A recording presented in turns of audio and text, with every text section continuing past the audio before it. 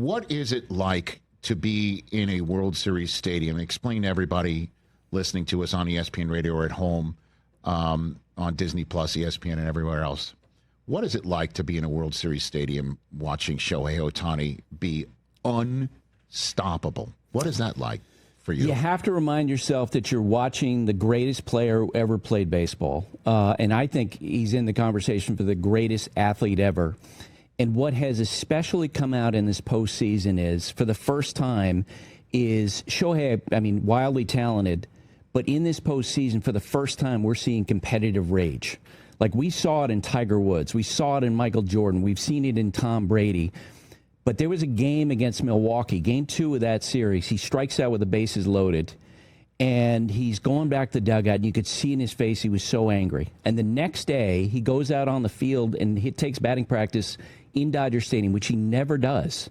And it's clear he's angry. And Dave Roberts, the Dodgers manager, told us that he's asked, like, how much is Shohei aware of the narrative around him? And by that time, there was conversations about, does the pitching take away from his hitting and vice versa? Mm-hmm. And his interpreter told Dave he hears it all.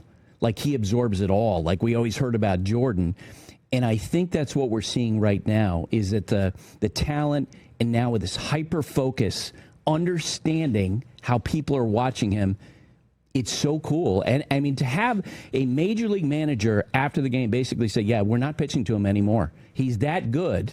John Schneider, the Blue Jays manager, after walking him 5 times intentionally, saying going forward, that's how he's going to deal with him. That's incredible. Yeah, it's not like there's a 200 hitter behind him. There's Betts, Freeman, and Smith behind him. Hall of Famers. So you are intentionally walking an individual to potentially set up a big inning.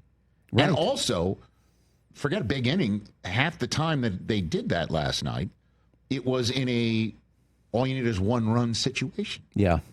I've never seen anything like it. I've seen Bonds. I know Buck Showalter walked Bonds with the bases loaded once. That's the only thing you can compare it to.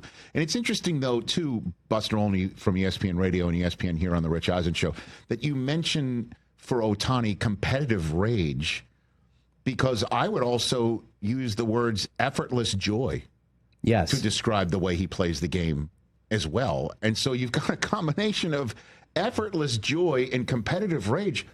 Holy cow. Honestly, I'm now out of words to describe it. I look, when, a lot of times the producers on SportsCenter will say, hey, we want to talk about Ohtani.